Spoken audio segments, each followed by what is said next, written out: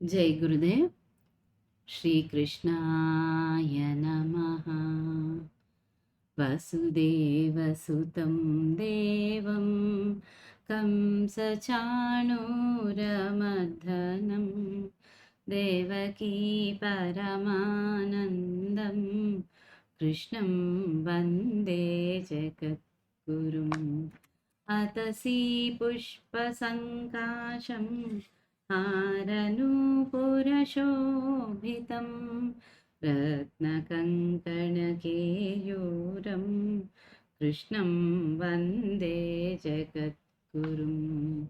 उत्फुल्लपद्मपत्राक्षं नीलजीमूतसन्निभं यादवानां शिरोरत्नं कृष्णं वन्दे जगद्गुरुम्। मन्दारगन्धसंयुक्तं चारुहासं चतुर्भुजं बर्हिपिञ्छावचूडाङ्गं कृष्णं वन्दे जगद्गुरुम्। कुटिलालकसंयुक्तं पूर्णचन्द्रनिभाननं विलसत्कुण्डलधरं देवं कृष्णं वन्दे जगद्गुरुम्। गोपिकानां कुचद्वन्द्व कुङ्कुमाङ्कितवक्षसं श्रीनिकेतं महेश्वासं कृष्णं वन्दे जगद्गुरुम्। रुक्मिणीकेलिसंयुक्तं पीताम्बरसुशोभितम् अवाप्ततुलसीगन्धं कृष्णं वन्दे जगद्गुरुम्।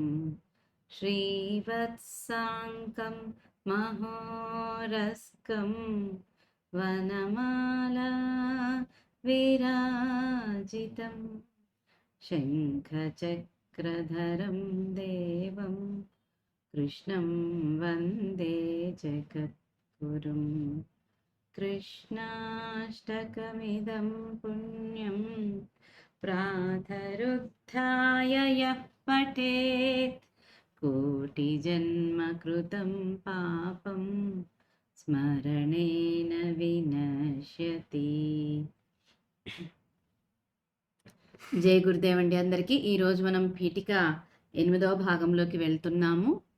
అయితే నిన్నటి వరకు మనకి ఈ అమృతత్వ సాధన అనే దానిలో మానవుడు సాధించేటువంటి అమృతత్వ సాధనలో మొదటి మెట్టుగా మృత సంజీవిని విద్యను శుక్రాచార్యుడికి ఆయన సంపాదించినప్పుడు ఇక ఆయన దగ్గర నుంచి దేవతలకు కూడా అది కావాలి అనేసి కచుడిని దేవతలు ఆ బృహస్పతి కొడుకు అయినటువంటి కచుడిని ఆయన దగ్గరకు పంపిస్తే కచుడు అక్కడ ఆయన ఆశ్రమంలో ఉండి ఆయన దగ్గర నుంచి ఆ విద్యను పొంది ఆ తర్వాత దేవయాని కచుల మధ్య జరిగినటువంటి ఆ సంఘటనకి కచుడు దేవయానికి ప్రతిశాపం ఇవ్వటం, దేవయాని నువ్వు నేర్చుకున్నటువంటి ఈ సంజీవని విద్య నీకు పని చేయదు అని ఆయనకు శాపం ఇవ్వటం, ఇలాగా రెండు జరుగుతాయి. ఆ తర్వాత ఈ గార్హస్థ్య అంటే గృహస్థ ఈ ధర్మంలో ఆది పురుషులైనటువంటి ఆది దంపతులైనటువంటి ఈ ఉమామహేశ్వరులకి, ఆ తర్వాత లక్ష్మీనారాయణులని, ఆ తర్వాత శ్రీ సరస్వతీ బ్రహ్మలని వీళ్ళు ఇక్కడ తలుచుకుంటారు. ఇక శ్లోకంలో వాళ్ళు లోకశ్రేయస్సు కోసం ఎంతగానో తోడ్పడ్డారు అని వాళ్ళని స్తుతి చేస్తారు ఇక్కడ. ఇక ఈరోజు పీఠికలోకి ముందుకు వెళ్తే, సమాజంలోని సర్వధర్మాలు గార్హస్థ్య ధర్మం కేంద్రంగా పరిభ్రమిస్తూ ఉంటాయి. ఇల్లు చక్కగా ఉంటే ఇలాతలం అంతా సుభిక్షంగా ఉంటుంది. ఆశ్రమ ధర్మాలు అక్షయంగా సాగుతాయి. సృష్టిలో స్త్రీ పురుష సంబంధాలలో ధర్మస్పృహ అక్షయంగా నిలిస్తే సమాజంలో శాంతి అమృతప్రదంగా అందగిస్తుంది. దేవయాని కచుడిని కోరటంలో లౌకిక స్త్రీ పురుష సంబంధాన్ని మాత్రమే పరిగణించింది. అతడు బ్రహ్మచారి అని, తాను కన్య అని వాదించింది. మనసిది వరకే అతనికి దత్తమై ఉండటం వలన వివాహం నిశ్చితమని నిరూపించటానికి యత్నించింది. లౌకిక స్త్రీ పురుష సంబంధాలను పరిగణంలోనికి తీసుకుంటే దేవయాని వాదంలో లౌకిక న్యాయం ఉంది. కానీ కచుడు అది ధర్మబద్ధం కాదని త్రోసిరాజన్నాడు. దేహ సంబంధమైన దేవయాని వాదం శుక్రాచార్యుడి మృత సంజీవని వంటిది. కచుడి ధార్మిక దృక్పథం దేవతల అమృతత్వ సాధనం వంటిది. ఈ కాల చైతన్యాల నడుమ ధర్మ సాధన మార్గంగా సాగేది మానవ.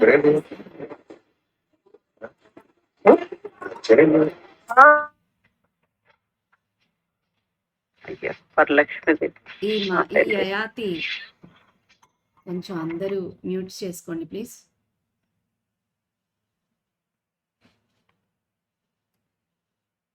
ఈ ఉభయలోకాల చైతన్యాల నడుమ ధర్మసాధన మార్గంగా సాగేది మానవ ప్రస్థానం. చంద్రవంశజుడైన యయాతి ఈ ప్రస్థానానికి మార్గదర్శి. కచుడి చేత పరిత్యక్తురాలైన దేవయాని యయాతి జీవితంలో ప్రవేశించింది. చనిపోయిన వారిని బ్రతికించే విద్యకు గురువైన శుక్రాచార్యుడి కుమార్తె దేవయానికి చంపటం తెలుసు, చావటం తెలుసు, కానీ పునర్జీవింపచేయటం తెలుసునా అనే ప్రశ్న ఉదయింపచేస్తుంది. దేవయానితో గార్హస్థ్య జీవితాన్ని సాగించటానికి మొదలుపెట్టిన యయాతి మానవుడు సాధించే అమృతత్వ సాధనలో త్యాగమనే మహాగుణం అమృతత్వానికి అపర రూపమే అని తలపింపజేసే ఫలితాలను అందించాడు. ఈ గాథ మరొక మధురమైన సాధన దశ.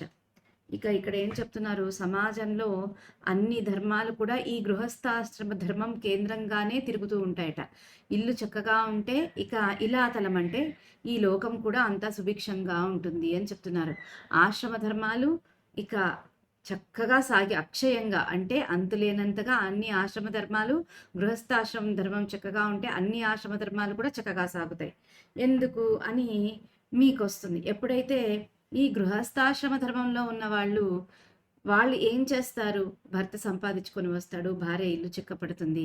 అలా వచ్చిన దానిలో వాళ్ళు మళ్ళీ ఈ సమాజాన్ని ఉద్ధరించడానికి ఉన్నటువంటి ఈ సన్యాసులను, ఈ పురుషులను, మునులను వీళ్ళందరినీ కూడా వాళ్ళు పోషిస్తారనమాట.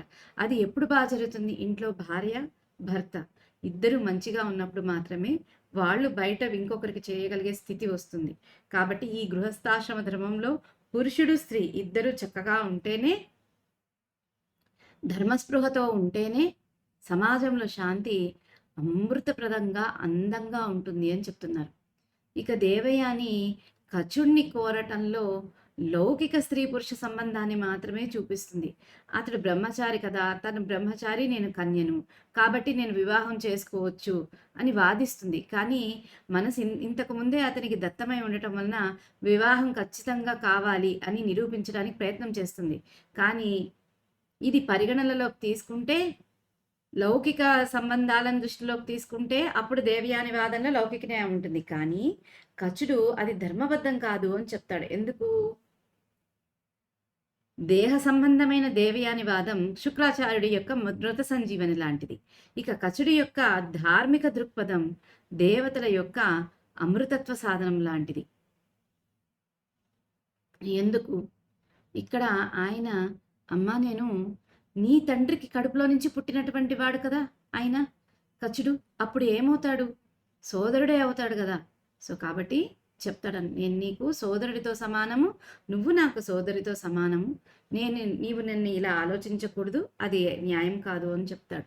అయినా సరే ఇక ఆల్రెడీ ఆవిడ అంతకుముందే ఆమె మనసిచ్చేసి ఉంటుంది కాబట్టి దేవయాని కచుడిని ఎంతో బ్రతిమలాడుతుంది. ఆ తర్వాత చెబుతుంది, లేదు నేను నీకు మనసిచ్చాను, నువ్వు నన్ను భరించాల్సిందే, నన్ను వివాహం చేసుకొని పో అని ఎంతో చెప్తుంది. ఇక కచుడు చెప్తాడు, ఇది ధర్మబద్ధం కాదు అనేసి చెప్పి, ఎందుకు ఇక కచుడు కూడా దేవయాన్ని అనుసరించి పెళ్లి చేసుకొని ఉంటే ఇక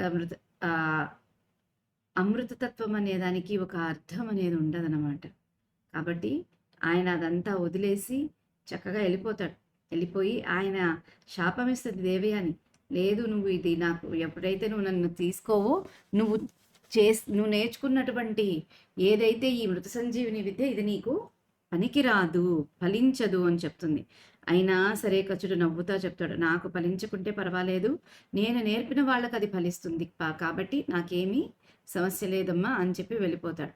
కానీ నువ్వు అనవసరంగా నాకు శాపం ఇచ్చావు కాబట్టి నువ్వు కూడా బ్రాహ్మణుడికి నువ్వు భార్య నువ్వు బ్రాహ్మణ కులంలో పెళ్లి చేసుకోవు అనేసి ఆమెకు ఒక ప్రతిశాపం ఇచ్చేసి వెళ్ళిపోతాడు. ఆ తర్వాత ఇక మానవ ప్రస్థానం ఏంటి అంటే ఈ ఉభయ లోకాల చైతన్యాల నడుమ ధర్మ సాధనే మీ మానవ ప్రస్థానం. ఇక చంద్రవంశజుడైనటువంటి యయాతి ఈ ప్రస్థానానికి మార్గదర్శి ఆయన. ఇక కచుడి చేత పరిత్యజించబడినటువంటి దేవయాని యయాతి జీవితంలో ప్రవేశిస్తుంది.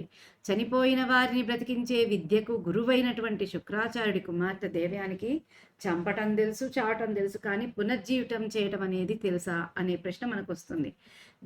దేవయానితో గృహస్థ జీవితాన్ని సాగించడానికి మొదలుపెట్టినటువంటి యయాతి మానవుడు సాధించే అమృతత్వ సాధనలో త్యాగం అనే మహాగుణం అమృతత్వానికి అపర రూపము అని తలపింపజేసే ఫలితాలను అందించారట. అంటే ఈ అమృతత్వ సాధనలో త్యాగం అనే మహాగుణము ఇక అమృతత్వానికే అపరరూపము అని అనిపించే ఫలితాలను మనకు అందించాడట. ఈ కథ ఇంకొక మధురమైన సాధన దశ అని చెప్తున్నారు ఇక్కడ. త్యాగేనైకే అమృతత్వమానశు. దేవయానికి ప్రాణ స్నేహితురాలు వృషపర్వుని కూతురు శర్మిష్ఠ. వాళ్ళిద్దరూ కలిసి స్నేహానురాగాలతో విహరిస్తూ ఉండేవారు. ఒకసారి 1000 మంది కన్యకలతో కలిసి శర్మిష్ఠ దేవయానిని కలుపుకొని ఒక సరోవరంలో స్నానం చేయటానికి వెళ్ళింది. ఆ కన్యకలందరూ తమ చీరలను ఒడ్డు మీద ఉంచి నీటిలో దిగి జలక్రీడలాడటం మొదలుపెట్టారు. అంతలో ఒక సుడిగాలి వచ్చింది. ఒడ్డు మీద ఉన్న గుడ్డలన్నిటినీ కుప్పగా కలిపివేసింది. కన్యకలందరూ జలక్రీడ చాలించి ఒడ్డుకు చేరారు. ఎవరి దుస్తులు వారు వెతుక్కుంటూ గుర్తించి కట్టుకుంటున్నారు. శర్మిష్ఠ తొందరలో దేవయాని చీరను కట్టుకున్నది. దేవయానికి శర్మిష్ఠ చీర మిగిలింది. ఆ చీర కట్టుకోవడానికి దేవయాని ఇష్టపడలేదు. లోకోత్తర చిత్రుడైన శుక్రాచార్యుని కుమార్తెను, నీకు పూజ్యురాలిని, భూసుర కన్యను, నీవు విడిచిన బట్టలను కట్టుకోవచ్చునా చెప్పు అని దేవయాని గద్దించింది. శర్మిష్ఠ తెల్లబోయింది. మా నాన్నగారి దగ్గర మీ నాన్నగారు పనిచేస్తారు. వారు మా తండ్రిని దీవించి వారికి హితం చేకూరుస్తూ ఉంటారు. వారిద్దరి మధ్య తేడాలు లేవు. మనిద్దరి మధ్య ఎందుకు? మీ నాన్న గొప్పతనం గురించి, నీ గొప్పతనం గురించి ప్రత్యేకించి నాకు వేరుగా చెప్పాలా? నేను కట్టుకున్న చీర నీకు కట్టుకోవడానికి అంత పనికిరాదా అని అభిమానంతో క్షత్రియ వనితగా పలికింది. దేవయాని తన పట్టు వీడలేదు. శర్మిష్ఠ తన రోషం మానలేదు. కట్టిన చీర విప్పటం క్షత్రియ వనితకు అవమానం అనుకున్నది శర్మిష్ఠ. ఒకరు విప్పిన చీరను తాను కట్టుకోవటం బ్రాహ్మణ వనితకు తగదనుకున్నది దేవయాని. మాటలు పెరిగాయి. శర్మిష్ఠ దేవయానిని ఆ పక్కనే ఉన్న పాడుబడ్డ బావిలోకి త్రోసి 1000 మంది కన్యకలతో ఇంటికి తిరిగి వెళ్ళిపోయింది. అదే సమయంలో నహుషపుత్రుడైన యయాతి వేటకై ఆ ప్రాంతానికి వచ్చాడు. ఆ సరోవరంలో నీరు త్రాగటానికి ఆ తీరానికి చేరుకున్నాడు. పక్కనే ఉన్న పాడుబడ్డ బావిలో దేవయాని ఆర్తనాదం విన్నాడు. లతల నడుమ చిక్కుబడి ఉన్న ఆ లలితాంగిని చూశాడు. ఎవరైనా తనను రక్షిస్తారేమోనని ఎదురు చూస్తూ కన్నీరు కారుస్తూ ఉన్నది. ఆ విషాదమూర్తిని విలోకించాడు. వరుణదేవుని భార్యయే భర్త మీద అలిగి జలనివాసం విడిచి భూస్థలానికి వచ్చిందా అన్నట్లుగా ఆర్తమూర్తి అయిన దేవయానిని కన్నారా చూశాడు. నూతిలో ఉన్న ఆమె పట్ల సానుభూతి ప్రకటించాడు. నీవెవరివి? ఇలా ఒంటరిగా ఈ పాడుబడ్డ బావిలో ఎందుకున్నావు అని ఎలుగెత్తి అడిగాడు. ఇక్కడ ఏం చెప్తున్నారు? దేవయానికి ప్రాణ స్నేహితురాలు ఈ వృషపర్వుడు. ఎవరు? రాక్షసరాజు వృషపర్వుడు, ఆయన కూతురైనటువంటి శర్మిష్ఠ, దేవయాని ఇద్దరు మంచి స్నేహితులు. వాళ్ళిద్దరు ఎంతో స్నేహానురాగాలతో ఉండేవాళ్ళు. ఒకసారి 1000 మంది కన్యలతో కలిసి శర్మిష్ఠ దేవయానితో కలిసి ఒక సరోవరంలో స్నానం చేయడానికి వెళ్తుంది. అక్కడ అందరూ ఏం చేస్తారు? తమ చీరలన్నీ విప్పేసి జలక్రీడలలోకి దిగుతారు. అయితే అంతలో ఒక సుడిగాలి వచ్చి వాళ్ళ చీరలన్నిటినీ కుప్పగా వేసేస్తుంది.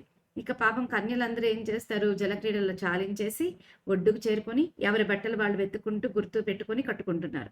శర్మిష్ఠ ఏం చేస్తుంది? తొందరపాటులో దేవయాని చీరను కట్టుకుంటుంది. దేవయానికేమో శర్మిష్ఠ చీర మిగిలిపోతుంది. ఇక ఆ చీర కట్టుకోవడానికి దేవయాని మనసు ఇష్టపడదు. లోకోత్తర చరిత్రుడు, ఎందుకంటే రాక్షసరాజుకి గురువైనటువంటి శుక్రాచార్యుడు కుమార్తెను, అందులోను బ్రాహ్మణ కుమార్తెను, నేను బ్రాహ్మణ కన్యకను, పూజ్యురాల్ని కాబట్టి నువ్వు విడిచిన బట్టలను నేను ఎలా కట్టుకోవచ్చా? అసలు నువ్వే చెప్పు అని కొంచెం గద్దిచ్చి అడుగుతది. శర్మిష్ఠకు ఆశ్చర్యమైపోతది. మా నాన్నగారి దగ్గర మీ నాన్నగారు పనిచేస్తారు అంతే. మా తండ్రిని దీవించి వాళ్ళకి హితం చేకూరుస్తుంటారు మీ నాన్నగారు. వాళ్ళిద్దరి మధ్య ఎటువంటి తేడాలు లేవు. ఎందుకంటే మా నాన్నగారు రాజైతే, మీ నాన్నగారు గురువు. కాబట్టి ఇద్దరి మధ్య ఎటువంటి తేడాలు లేవు అని చెప్తుంది. కానీ అందుకు మనిద్దరి మధ్య ఎందుకు ఈ తేడా అంటుంది. మీ నాన్న గొప్పతనం గురించి నీకు నాకు నువ్వు మా నాన్న గురించి గొప్పతనం గురించి మన ఇద్దరికి చెప్పాల్సిన ఒకరికొకరు చెప్పుకోవాల్సిన అవసరం లేదు. అయినా నేను కట్టుకున్న చీర నీ కట్టుకోవడానికి అంత పనికిరాదా? అంత నేను రాజు కూతురినైనా కూడా నా చీర నీకు పనికిరాదా అనే అభిమానంతో, ఎందుకంటే క్షత్రియ వనితలు అభిమానంగా ఉంటారండి. కొంచెం వాళ్ళకి రోషం ఎక్కువ, పౌరుషం ఎక్కువ. కాబట్టి అడుగుతుంది ఆమె. అడిగేటప్పటికి దేవయాని ఇంకా పట్టు వదలదనమాట. శర్మిష్ఠేమో రోషం మానదు. ఇక కట్టిన చీర విప్పటం క్షత్రియ స్త్రీలకు అవమానము అనుకుంటది శర్మిష్ఠ.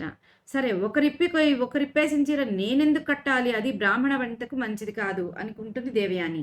ఇలా ఒకరికొకరు మాటలు పెరుగుని ఆర్గ్యూ చేసుకుంటూ వాదించుకుంటూ ఇక శర్మిష్ఠ కోపం వచ్చి దేవయాని పక్కనే ఉన్న పాడుబడ్డ బావిలోకి తోసేసి ఆమె తన 1000 మంది కన్యలతోటి ఇంటికి వెళ్ళిపోతుంది. అదే సమయంలో నహుషుడి కొడుకైనటువంటి యయాతి వేటకై ఆ ప్రాంతానికి వస్తాడు. ఆ సరోవరంలో నీరు తాగటానికి ఆ తీరానికి చేరుకుంటే పక్కనే ఉన్న పాడుబడ్డ బావిలో నుంచి ఆర్తనాదం, ఈమె సహాయం కోసం ఆర్తనాదం చేస్తూ ఉంటుంది దేవయాని. ఇక అది వింటాడు. వచ్చి చూస్తే అక్కడ ఉన్న లతల మధ్యలో చిక్కుబడిపోయిందనమాట ఆ అందమైన దేవయాని. ఎవరైనా తన్ని రక్షిస్తారేమో అని పాపం ఎదురు చూస్తూ కన్నీరు కారుస్తూ ఉంది. ఇంకా ఆమెను చూశాడు. ఎలా ఉందట, వరుణదేవుని భార్యలాగా ఉందట. భర్త మీద అలిగి, వరుణదేవుడి మీద అలిగి జలనివాసాన్ని విడిచిపెట్టేసి భూమి మీదకి వచ్చిందా అన్నట్లు అంత ఆర్తతో ఉన్నటువంటి ఆ దేవయానిని కళ్ళారా చూస్తాడు. నూతిలో ఉంటది కదా, అయ్యో అని సానుభూతి కనపరుస్తాడు. అయితే నువ్వెవరివమ్మా, ఇలా ఒంటరిగా ఈ పాడుబడ్డ పావిలో ఎందుకున్నావు అని ఎలుగెత్తి అడుగుతాడు. ఇక ముందుకెళ్తే యయాతి వృత్తాంతం. దేవయాని యయాతిని గుర్తించింది. ఇదివరలో ఎన్నోసార్లు వేటకరకై వచ్చి తన తండ్రిని చూచి వెళ్ళిన వాడే. మాటను పోల్చుకున్నది, రూపును పోల్చుకున్నది. తాను శుక్రాచార్యుడి కూతురునని చెప్పుకున్నది. ప్రమాదవశాత్తు బావిలో పడ్డానని పేర్కొన్నది. తనను బయటకు తీసి రక్షించమని వేడుకున్నది. ఆమె దయనీయ స్థితిని చూచి యయాతి దయాంతరంగుడైనాడు. తన కుడిచేతిని చాచి దేవయాని కుడిచేయి పట్టిలాగి ఆమెను బావి నుండి పైకి తీసి యయాతి తన నగరానికి తిరిగి వెళ్ళాడు. దేవయానిని వెతుక్కుంటూ ఘూణిక అనే చెలికత్త అక్కడికి వచ్చింది. ఇంటికి రమ్మని దేవయానిని కోరింది. దేవయాని కోపంతో అగ్నిజ్వాలగా మండిపోయింది. ఆ శర్మిష్ఠ చేసిన ఈ అవమానాన్ని నేను సహించలేను. ఆమె కన్నతండ్రి వృషపర్వుడు పాలించే ఈ నగరంలో నేను ప్రవేశించను. ఈ సంగతి మా తండ్రి శుక్రాచార్యులకు చెప్పి ఆయనను ఇక్కడకు పిలిపించు అని ఘూర్ణికను ఆజ్ఞాపించింది. శుక్రాచార్యుడు దేవయాని దగ్గరకు ఆతృతతో వచ్చాడు. కోపఘూర్ణిత పాష్పపూరిత అయిన దేవయానిని చూచాడు. క్రోధం వలన కలిగే అనర్థాలను మనసులో భావించాడు. కుమార్తెకు బోధించాడు. అమ్మా దేవయాని, లోకంలో కోపాన్ని అణుచుకున్న వారు ఎంతో ఉత్తములని కీర్తింపబడతారు. అనేక నియమాల కోర్చి అపార దక్షిణలనిచ్చి 1000 యజ్ఞాలు చేసిన వారి కంటే కోపం లేని వారు గొప్పవారని తత్వవేత్తలు చెబుతారు. ఎదుటివారు కోపగించినా తాము కోపగించుకోని వారు, ఎదుటివారు ఎగ్గులు పలికినా నిర్లిప్తంగా ఉండి మారు పలుకని వారు, అవమానాల పాలైన పగ సాధించక ఓర్పు వహించేవారు ధర్మజులని లోకులు కీర్తిస్తారు. కాబట్టి బుద్ధి కలవారికి క్రోధం మంచిది కాదు. శర్మిష్ఠ రాజకుమార్తె, చిన్నపిల్ల, దాంతో నీకు పంతమెందుకు, ఇంటికి పోదాన్రా అని శుక్రాచార్యుడు దేవయానిని అనునయించాడు. అనురాగం, నేర్పు, సాహసం కలవారిని లెక్క చేయకుండా అవమానించే అవివేకుల వద్ద ఉండటం కంటే కష్టం మరేమైనా ఉన్నదా? ఈ వృషపర్వ నగరంలో నేనిక ప్రవేశించేది లేదు. ఎక్కడికైనా వెళ్ళిపోతాను అని బెదిరించింది దేవయాని. శుక్రుడికి దేవయాని అంటే ప్రాణం. ఆమె గతి అని నమ్ముతాడు. అందువలన ఆమెతో తాను కూడా వస్తానని చెప్పి ఆమెను ఒప్పించే ప్రయత్నం చేస్తున్నాడు. ఈ సంగతి వృషపర్వుడు గూఢాచారుల వలన తెలుసుకున్నాడు. శుక్రాచార్యుల వద్దకు వచ్చాడు. వినయంతో నమస్కరించాడు. శుక్రాచార్యుల మృత సంజీవిని విద్యా ప్రభావంతో దేవతలను మించే సంపదను దైత్యులు సంపాదించగలిగారని, ప్రాణాలతో బ్రతకగలిగారని, దానవ చిత్రంగా బలవంతా శుక్రాచార్య వరదత్తమని ప్రశంసించి దేవయాని మనసుకు ఏది ఇష్టమైతే దానిని తప్పక ఇస్తానని వృషపర్వుడు పేర్కొన్నాడు. ఆ మాటలు విని దేవయాని ఆనందపడింది. సమయం వచ్చింది కదా అని 1000 మంది కన్యకలతో కూడిన శర్మిష్ఠ తనకు దాసిగా ఉండాలని కోరింది. ఆ మాటను కాదనలేక వృషపర్వుడు అంగీకరించాడు. శుక్రుడు సంతోషించాడు. శర్మిష్ఠ కన్యకాశాస్త్రంతో ప్రతిరోజు దేవయానిని సేవిస్తుండేది. ఒకనాడు అందరూ కలిసి ఉద్యానవనానికి వెళ్లారు. ఆ సమయంలో యయాతి సమీపారణ్యంలోకి వేటకై వచ్చి ఆ వనంలో ప్రవేశించాడు. దేవయానిని చూచి అతిథి సత్కారాలను పొందాడు. ఆమె ప్రక్కనే అతిశయరూపలావణ్య గుణసుందరి అయిన శర్మిష్ఠను, ఆమె చెలికత్తెలను చూచి వారికి పరిచయం చేసుకున్నాడు. అప్పుడు దేవయాని యయాతి యందు అనురక్తురాలై తనను వివాహం చేసుకోమని అడిగింది. నన్నయ్య ఆ సందర్భాన్ని ఎంతో గొప్పగా చిత్రించాడు. ఇక ఇక్కడ ఏం చెప్తున్నారు, దేవయాని యయాతిని గుర్తుపడుతుంది. ఎందుకంటే ఆయన ఇంతకుముందు ఎన్నోసార్లు వేట కోసం వచ్చి శుక్రాచార్యుని కలిసి వెళ్ళేవాడనమాట. కాబట్టి ఆయన ఈయన అనుకుని మాటను పోల్చుకుంది, రూపాన్ని పోల్చుకుంది. సరే నేను శుక్రాచార్య కూతుర్నని అని చెప్పుకుంటుంది. ఆ తర్వాత ప్రమాదవశాత్తు నేను బావిలో పడ్డాను అని కూడా చెప్తుంది. తనను బయటకు తీసి రక్షించమని కూడా వేడుకుంటుంది. సరే అని ఆమెను చూసి చాలా జాలిపడి దయతో నిండిపోతాడు మన యయాతి. ఇక ఆయన తన కుడి చేతిని చాచి దేవయాని కుడి చేయి పట్టి లాగి ఆమెని బావిలో నుంచి బయటకు తీసి ఆయన తన నగరానికి తను వెళ్ళిపోతాడు. దేవయాన్ని వెతుక్కుంటూ గూణిక అనే చెలికత్తె అక్కడికి వస్తుంది. అంటే దేవయాని చెలికత్తె అనమాట. ఆమె ఇంటికి రమ్మని దేవయానిని పిలిస్తే దేవయాని కోపంతో రగిలిపోతుందనమాట. ఆ శర్మిష్ఠ చేసిన అవమానాన్ని నేను అస్సలు సహించలేను. ఆమె కన్న తండ్రి వృషపర్వుడే పాలించేటువంటి ఈ నగరంలో నేను అస్సలు రాను, నువ్వు మా నాన్నగారికి వెళ్ళి చెప్పు అని చెప్పి ఆజ్ఞాపిస్తుంది. ఇంకా గూణిక వెళ్ళి చెప్పంగానే శుక్రాచార్య పరిగెత్తుకొని వచ్చేస్తాడనమాట. ఆతృతో వచ్చి ఇక కోపంతో అసలు కళ్ళ నీళ్లతో నిండిపోయినటువంటి దేవయానిని చూస్తాడనమాట. చూసి క్రోధం వలన కోపంతో జరిగే అనర్థాలనన్నీ మనసులో తలుచుకుంటాడు. కూతురుకు చెప్తాడమ్మా దేవయాని, లోకంలో కోపంతో ఉన్న కోపాన్ని అంచుకున్న వాళ్ళే ఎంతో కీర్తింపబడతారమ్మా. అనేక నియమాలకు వచ్చి అపార దక్షిణలనిచ్చి వేల యజ్ఞాలు చేసిన వాళ్ళకంటే కూడా కోపం లేని వారే గొప్పవాళ్ళు అని తత్వవేత్తలు చెప్తారమ్మా. ఎదుటి వాళ్ళు ఎంత కోపం చేసుకున్నా సరే, కోపం చేసుకున్నటువంటి వాళ్ళు ఎదుటి వాళ్ళు ఎన్ని హెచ్చులు పలికినా సరే నిర్లిప్తంగా ఉండి మారు పలకపోకుండా ఉండేవాళ్ళు, అవమానాల పాలైనా సరే పగ సాధించకుండా ఓర్పుతో ఉండేవారు ధర్మజ్ఞులు అని చెప్పి ఈ లోకులు కీర్తిస్తారమ్మా. కాబట్టి బుద్ధి కల వాళ్ళకి క్రోధం మంచిది కాదు. శర్మిష్ఠ రాజకుమార్తె, చిన్నపిల్ల, దాంతో నీకెందుకమ్మా పంతం, నువ్వు మంచిదానివి కదా, కోపం పడకు, ఇంటికి పోదాన్రా అని శుక్రాచార్యుడు ఎంతో ప్రేమతో దేవయానిని ఎంతో బుద్ధి చెప్తాడు. అయినా సరే ఇంకా చెప్తుంది.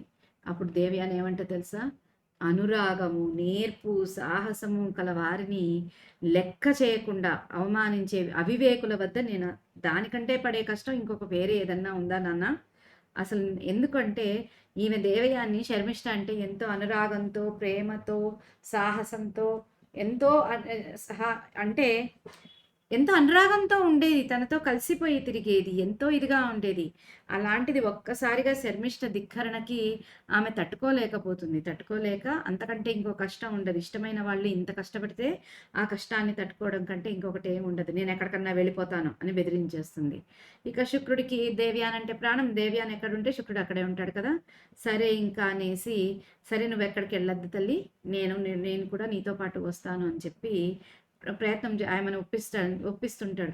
ఈ లోపల వృషపర్వుడికి గూఢచారుల వలన జరిగిన విషయం అంతా తెలిసి పరిగెత్తుకొని వస్తాడు. వచ్చి, అమ్మా నువ్వు వెళ్ళకమ్మా, అసలు మీ నాన్నగారి నుంచే మీ నాన్నగారు సంపాదించి నీ మృత సంజీవిని విద్య నుంచే మేము ఈ దేవతల మీద యుద్ధాలను గెలవగలుగుతున్నాము.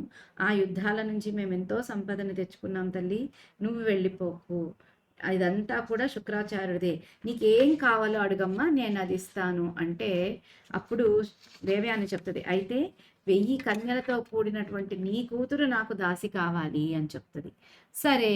సరే అని మాట ఇస్తాడు వృషపర్వుడు. శుక్రుడు హ్యాపీ అయిపోతాడు. ఇక శర్మిష్ఠ రోజు 1000 మంది కన్యలతో కలిసి దేవయాన్ని సేవిస్తూ వస్తుందన్నమాట. వచ్చి వాళ్ళ ఇంటికి వెళ్ళి ఇక ఒకరోజు అందరూ కలిసి ఉద్యానవనానికి వస్తారు. ఆ సమయంలో యయాతి అక్కడే దగ్గరలో ఉన్న వనంలో వేట కోసం వచ్చి ఆ వనంలోకి వస్తాడు. దేవయానిని చూస్తాడు. దేవయాని అతిథి సత్కారాలు చేస్తుంది ఆయనకి.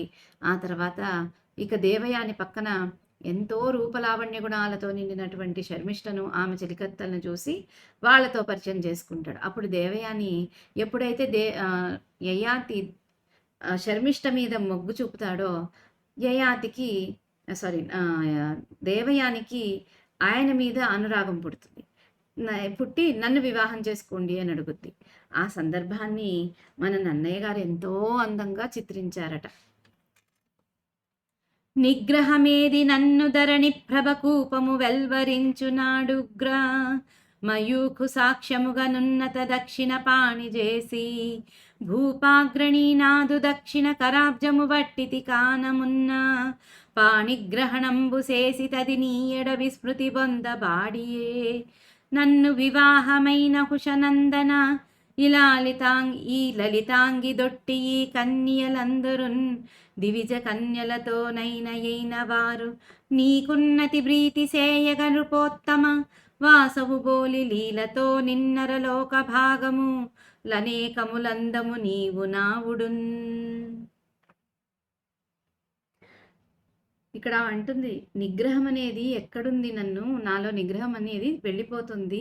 ఈ ధరణీ ప్రభ అంటే భూమికి రాజు కాబట్టి నన్ను బావిలో నుంచి నన్ను ఈ పంచభూతాల సాక్షిగా కుడిచేయి విచ్చి నన్ను పాణిగ్రహణం చేశావు. కాబట్టి నన్ను వివాహం చేసుకో నహుషకుమార అని అడుగుతుంది. ఈ సుందరమైన ఈ లలితాంగిని నువ్వు పట్టుకొని ఈ అందరు దేవతా కన్యలతో సమానమైనటువంటి ఉన్నటువంటి వీళ్ళను కూడా ఇక దాసిగా నేను తీసుకొచ్చుకుంటాను. కాబట్టి నీవు నాతో వివాహం చేసుకుంటే ఇద్దరం కలిసి ఎన్నో సుఖాలను అందుకుందాం రా అని అడుగుతుందన్నమాట. దేవయాని మాటలకి యయాతి అభ్యంతరం చెప్పాడు. క్షత్రియులు బ్రాహ్మణ కన్యలను వివాహమాడటం ధర్మ విరుద్ధమని పేర్కొన్నాడు. దేవయాని తన వాదనను వీడలేదు. సకలలోక పూజ్యుడైన శుక్రాచార్యుడు ఈ వివాహాన్ని అంగీకరిస్తే నన్ను నీ దానిగా స్వీకరిస్తావా అని దేవయాని యయాతిని అడిగింది. శుక్రాచార్యుడు ఇది ధర్మ విరుద్ధం కాదని చెబితే తనకు అభ్యంతరం లేదని యయాతి పేర్కొన్నాడు. దేవయాని వెంటనే శుక్రాచార్యుడిని పిలిపించింది. తేజోమూర్తి అయిన శుక్రుడు వారి ఎదుట ప్రత్యక్షమయ్యాడు. అందరూ ఆమెనికి నమస్కరించారు. దేవయాని శుక్రాచార్యుడితో ఇట్లా అన్నది. ఈ యయాతి మహారాజు నన్ను నూతి నుండి వెలికి తీస్తున్నప్పుడే నా కరగ్రహణం చేశాడు. అందువలన ఈయన ఈ జన్మకు నాకు భర్త అయినాడు. ఒకరు పట్టిన నా చేతిని మరొకరికి ఇవ్వటం న్యాయమా? కాబట్టి నాకు యయాతియే భర్త. మీరు అంగీకరిస్తే నన్ను వివాహం చేసుకుంటానంటున్నాడు. నన్ను వివాహం చేసుకోవటం వల్ల యయాతికి ధర్మ విరోధం కలుగుదని మీరు అనుగ్రహించాలి. ఈ మాటలు విన్న శుక్రుడు పుత్రికా వ్యామోహంతో ఆమె వివాహాన్ని సమర్థించటానికి పూనుకున్నాడు. అపక్రమ దోషం లేకుండా వరమిచ్చాడు. వారిద్దరికీ వైభవంగా వివాహం చేశాడు. దేవయానితో పాటు సహస్రకన్యా పరివృత అయిన శర్మిష్టను అరణంగా అందించాడు. వారందరికీ అన్నపాన భూషణాది సౌకర్యాలను యయాతి కల్పించాలని, శర్మిష్టతో కలిసి శయనించటం పరిహరించాలని ఆజ్ఞాపించాడు. యయాతి దేవయానిని, శర్మిష్టను, కన్యాసహస్రాన్ని వెంట తీసుకుని నిజనగరానికి వెళ్ళాడు. దేవయానిని అంతఃపురంలో మహారాణి భవనంలో ఉంచాడు. ఆమె అనుమతితో శర్మిష్టను అశోకవన సమీపంలోని ఒక గృహంలో నివాసముంచాడు. దేవయాని యందు యయాతి యదు తుర్వసులనే ఇద్దరు కుమారులను సంతతిగా పొందాడు. ఇక దేవయాని మాటలకి యయాతి ఎప్పుడైతే దేవయాని అడుగుతుందో వివాహం చేసుకోమని ఆయన అభ్యంతరం చెప్తాడు. క్షత్రియులు బ్రాహ్మణులను పెళ్లి చేసుకోరాదు, ఈ ధర్మానికి విరుద్ధం అని చెప్తాడు. దేవయాని సరే అయినా సరే తన వాదనను వదలదు. సరే, నీకు సకల లోక పూజ్యుడైనటువంటి ఆ శుక్రాచార్యుడి చేత చెప్పిస్తే ఆయన అంగీకరిస్తే నువ్వు దాన్ని ఒప్పుకుంటావా అని అడుగుద్ది. అడిగితే యయాతి సరే అంటాడు. శుక్రాచార్యుడు నీ పిలుస్తుంది. అయితే శుక్రాచార్యుడు వెంటనే ఆవిడ ముందు ప్రత్యక్షమవుతాడు. అందరూ అక్కడ ఉన్నప్పుడు అడుగుతుంది దేవయాని, ఈ యయాతి మహారాజు నన్ను ఈ బావిలో నుంచి తీస్తున్నప్పుడే నా చెయ్యి పట్టుకున్నాడు. కాబట్టి ఈయనే ఈ జన్మకు నాకు భర్త అవుతాడు. కాబట్టి ఒకరు పట్టిన నా చేతిని ఇంకొక చేతికి ఇవ్వటం న్యాయం కాదు కదా. కాబట్టి నాకు యయాతియే భర్త. మీరు అంగీకరిస్తే నన్ను పెళ్లి చేసుకుంటానంటున్నాడు. నన్ను వివాహం చేసుకోవటం వలన యయాతికి ఏదైనా ధర్మ విరోధం కలగదు అనేసి మీరు అనుగ్రహించాలి అని చెప్తుంది. అనేటప్పటికీ శుక్రుడు ఇంకా అమ్మాయి అంటే ప్రేమ కదా, సరే అంటాడు. ఆయన అపక్రమ దోషం రాకోకుండా వాళ్ళకి వరం ఇస్తాడు. ఆ తర్వాత వాళ్ళిద్దరికీ వైభవంగా పెళ్లి చేస్తాడు. పెళ్లి చేసి దేవయానితో పాటు 1000 కన్యలతో కూడినటువంటి శర్మిష్ఠను కూడా కట్నంగా ఇచ్చేస్తాడు. వాళ్ళందరికీ అన్నపానాలు, ఇక ఆభరణాలు, ఇక వాళ్ళ యొక్క ఆహ్, జీత భృత్యాలు, భరణ భృత్యాలు అంటే అన్ని సౌకర్యాలు కూడా ఇంకా యయాతే చూసుకోవాలి అని చెప్తాడు. అలాగే శర్మిష్ఠతో కలిసి పడుకోకూడదు అని కూడా చెప్పి పంపిస్తాడనమాట. ఇక యయాతి దేవయాన్ని, శర్మిష్ఠను, ఇక 1000 కన్యలను వెంట తీసుకొని తన నగరానికి వెళ్ళి అక్కడ అంతఃపురంలో దేవయాన్ని ఉంచుకుంటాడు. ఆ తర్వాత ఆమె అనుమతితో శర్మిష్ఠను అక్కడ దగ్గరలో ఉన్నటువంటి అశోకవనంలో ఒక గృహంలో అక్కడ ఆమెను ఉంచుతాడు. ఇక దేవయానితో యయాతికి యదువు, దుర్వసులు అనే 2 కొడుకులు పుడతారనమాట.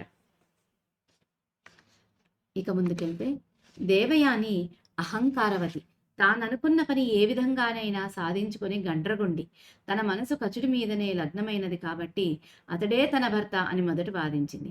అతడు ధర్మాన్ని చూపి ఆమె వలుపు అధర్మమని నిరూపించేసరికి పడగ చితికిన పాము తోకతో కాటేసినట్లు కచుడిని శపించి పగ తీర్చుకున్నది. ప్రేమ త్యాగాన్ని, సహనాన్ని కోరుతుంది కానీ పగను శాపాలను రెచ్చగొట్టదు. దేవయాని స్వార్థపరులైన అహంకార ప్రణయిని. ఆమె స్వార్థం ముందు పితృభక్తి, రాజభక్తి, స్నేహానురక్తి, భర్తృరాగ ప్రవృత్తి అన్నీ దాసోహమనవలసిందే. ఇక దేవయాని యొక్క గుణాల గురించి చెప్తున్నారు. దేవయాని ఎటువంటిది? అహంకారవతి. తాను ఏదనుకుంటే అది సాధించుకునేంటి మొండిది. ఇక తన మనసు కచుడు మీదనే ఉంది కాబట్టి కచుడే తాను భర్త అని మొదట్లో వాదించింది. ఆ తర్వాత కచుడు ధర్మాన్ని చెప్పి నీది వలపు మంచిది కాదు, అది ధర్మము అని నిరూపిస్తే పడగ చితికిపోయిన పాము తోకతో కాటేసినట్లు కచుడిని చెప్పించేసిందనమాట. ఇక పగ తెచ్చుకుంది. ప్రేమ అనేది ఏంటి? త్యాగాన్ని, సహనాన్ని కోరుకుంటుంది ప్రేమ. కానీ పగను, శాపాలని రెచ్చగొట్టదనమాట.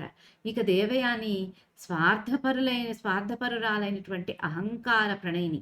ఆమె స్వార్థం ముందు పితృభక్తి కానీ, రాజభక్తి కానీ, స్నేహం పట్ల అనురక్తి కానీ, భర్త యొక్క అనురాగ ప్రవృత్తి కానీ అన్నీ కూడా ఆమె అహంకారం ముందు దాసోహమనాల్సిందే అని చెప్తున్నారు ఇక్కడ. ఇక ముందుకెళ్తే యయాతి ధర్మపాలకుడైన ప్రభువు. రక్షించుమని కోరిన దేవయానిని బావి నుండి పైకి తీసి కాపాడాడు. తన ధర్మం తాను నిర్వహించినట్లు నిజపురికి తిరిగి వెళ్ళాడు. దేవయాని సౌందర్యం మీద అతడు చూపు నిలుపలేదు. అది అతనికి ధర్మ ప్రవృత్తికి చక్కని నిదర్శనం. దేవయాని యయాతిని వివాహం ఆడటానికి పాణిగ్రహణం అనే ఒక పారిభాషిక పదం ఎన్నుకొన్నది. చేయి కలిసింది కాబట్టి యయాతితో తనకు పెళ్ళైపోయిందని వాదించింది. అది వితండవాదం అనటానికి వీలు లేదు, కానీ సమయానుకూలవాదం అనవచ్చును. దానిని ఒక ధర్మంగా ప్రతిపాదించింది. ఆమె చూపించిన ఆ ధర్మం అధర్మం అని భావిస్తున్న యయాతికి శుక్రాచార్యుడి చేత అది ధర్మం అని చెప్పించి ఒప్పించాలనే ప్రయత్నం చేసింది. తండ్రిని తన అభిప్రాయానికి అనుకూలంగా మాట్లాడమని కోరింది. ఆ వివాహంలో ఉన్న అపక్రమ దోషాన్ని శుక్రాచార్యుడు శాస్త్ర సమ్మతంగా సమర్థించలేకపోయాడు. కానీ ఆ వివాహం వలన అటువంటి దోషం యయాతికి కలుగకుండా ఉండేటట్లు వరమిచ్చి ఊరుకుంటాడు. శుక్రాచార్యుని మీద దేవయాని తీవ్ర ప్రవృత్తి ప్రభావం ఎంత బలంగా ఉండేదో ఆ సన్నివేశం వలన తెలుస్తుంది. శుక్రాచార్యుడు శర్మిష్ఠను సహస్రకన్యా సమేతంగా యయాతి నగరానికి పంపాడు. కానీ మహారాణి అయిన దేవయానికి కలిగే శయన సౌఖ్యం మాత్రం ఆమెకు కలగకూడదని శాసించాడు. ఈ మాటలు అంటున్నప్పుడు శుక్రుడు దేవయాని తండ్రిగా కనబడతాడే కానీ స్వతంత్ర వ్యక్తిత్వంతో భాషించడు. పుట్టింట్లో తన తండ్రిని తన చుట్టూ తిప్పుకున్న దేవయాని అంతఃపురంలో యయాతిని కూడా తన చుట్టూ రంగుల రాట్నం వలె తిప్పుకోవాలనే ప్రయత్నం చేసింది. భర్తకు తనకు తాను సమర్పించుకోవటానికి బదులు భర్తయే తనకు సమర్పితం కావాలని కోరుకున్నది. పరస్పరానురాగబద్ధమైన ప్రణయంగా కాక దేవయాని అహంకారాగ్నికి ఆహుతి అర్పిస్తున్న సవనక్రియగా యయాతి సంసారాన్ని మార్చివేసింది. యయాతితో కలిసి ఉన్న అనుక్షణం దేవయాని తాను శుక్రాచార్యుని పుత్రికనని జ్ఞాపకం చేస్తున్నట్లు ఉండేది. ఆమె పట్ల అపరాధం జరిగితే పైన శుక్రాచార్యుడు ఉన్నాడని భయపెడుతున్నట్లుగా ఉండేది. ఆభిజాత్యం రీత్యా కూడా ఆమె యయాతి కంటే తానే ఉన్నతమైన దాననని జాత్యహంకారాన్ని ప్రదర్శించుకుంటుండేది. ఇక్కడ ఏం చెప్తున్నారు? యయాతి ధర్మబద్ధమైనటువంటి ప్రభు. అయితే రక్షించమని కోరిన దేవయాని పాపం ఆయన ధర్మ పరాయణుడు కాబట్టి బావిలో నుంచి పైకి తీసి కాపాడుతాడు. తన ధర్మాన్ని తాను నెరవేర్చి తిరిగి వెళ్ళిపోతాడు. ఆయనకి దేవయాని సౌందర్యం మీద అస్సలు చూపులేదు. అది ఆయన ధర్మనిరతికి సాక్షి. ఇక దేవయాని యయాతిని వివాహం చేసుకోవడానికి పాణిగ్రహణం అనే ఒక సాకు పెట్టుకుంది. ఆ చేయి కలిసింది కాబట్టి యయాతితో నాకు పెళ్ళైపోయింది అని వాదించేసింది. ఇది వితండవాదం అనడానికి వీలు లేదు, కానీ సమయానికి అనుకూలంగా తనను అదొక వాదనగా మార్చుకుంది అని, దాన్ని ఒక ధర్మంగా ప్రతిపాదించింది అని మనకి ఇక్కడ చెప్తున్నారు. అలాగే ఆమె చూపించిన ఆ ధర్మం అధర్మం అని భావిస్తున్నాడు యాక్చువల్గా యయాతి. కానీ శుక్రాచార్యుడి చేత అది ధర్మము అని చెప్పించి ఒప్పించాలని చూస్తుంది. ఇక తండ్రిని చెప్తుంది, తన అభిప్రాయానికి తగ్గట్టుగా చెప్పాలని చెప్పి తండ్రిని చెప్తుంది. ఆ వివాహంలో ఉన్నటువంటి అపక్రమ దోషాన్ని యయాతికి రాకోకుండా ఉండడానికి తండ్రిని వరం ఇమ్మంటది, తండ్రికి చెప్తుంది. అప్పుడు తండ్రి ఆ అపక్రమ దోషం రాకోకుండా శాస్త్ర సమ్మతంగా సమర్థించలేకపోయాడు, కానీ ఆ దోషం యయాతికి అంటుకోకూడదు అన్నట్లుగా వరమించి ఊరుకుంటాడు అనమాట శుక్రాచార్యుడు. ఇలాగ శుక్రాచార్యుడి మీద కూడా దేవయాని తీవ్రమైన ప్రభావం చాలా ఉండేది. శుక్రాచార్యుడి మీద దేవయాని ప్రభావం. ఇంకా శుక్రాచార్యుడు శర్మిష్టను 1000 కన్యల సమేతంగా యయాతికి నగరానికి పంపుతాడు, కానీ మహారాణి అయినటువంటి దేవయానికే కలిగేటువంటి శయన సౌఖ్యం ఇక శర్మిష్ట కడుగకూడదు అని శాసిస్తాడు. ఆ మాటలు అంటున్నప్పుడు శుక్రాచార్యుడు దేవయాని తండ్రిగా కనబడతాడే కానీ స్వతంత్ర వ్యక్తిత్వంతో మనకి ఇక్కడ కనిపించడు. ఇక పుట్టింట్లో తండ్రిని తన వేలు చుట్టూ తిప్పుకున్న దేవయాని అంతఃపురంలో యయాతిని కూడా తన చుట్టూ తిప్పుకోవాలని ప్రయత్నం చేసిందట. ఇక భర్తకు తనను తాను సమర్పించుకోవడానికి బదులు భర్తయే తనకు సమర్పితం కావాలని కోరుకుందట. ఇక పరస్పరానుబద్ధమైనటువంటి ప్రణయంగా కాక దేవయాని అహంకారాగ్నికి ఆహుతి అర్పిస్తున్న సవనక్రియలాగా యయాతి సంసారాన్ని మార్చేసిందట. యయాతితో కలిసి ఉన్న ప్రతి క్షణం దేవయాని తాను శుక్రాచార్యుడి కూతురును అని చెప్పి జ్ఞాపకం చేస్తున్నట్లుండేదట. ఆమె పట్ల ఏమైనా చిన్న అపరాధం జరిగితే కూడా నాకు శుక్రాచార్యుడు ఉన్నాడు అని చెప్పి, శుక్రాచార్యుడి అండ ఉంది అంటే, శుక్రాచార్యుడు ఎవరు? మహాతపస్వి. ఆయన నోట్లో నుంచి ఒక మాట బయట వచ్చిందంటే అదే జరుగుతుంది. కాబట్టి శుక్రాచార్యుడి మీద ఉన్నటువంటి భయంతో ఈవిడకి భయపడడం జరిగేదనమాట. ఇక ఆభిజాత్యం, ఇక కించిత్ ఏమంటారు, గర్వం కూడా. ఎందుకంటే యయాతి క్షత్రియుడు, ఈమె బ్రాహ్మణ స్త్రీ అనేసి ఇంకా జాతి అహంకారాన్ని కూడా ప్రదర్శించేదట దేవయాని. ఇక ముందుకెళ్తే, గార్హస్థ్య ధర్మం సతీపతుల అద్వైత ప్రణయ సిద్ధికి ఫలరూపం కావాలి, కానీ అహంకారాల అనంత సంఘర్షణలకు రణరంగం కారాదు. ఒకరిలో ఒకరు కరిగి జాలువారుతున్నట్లు ఉండాలి, కానీ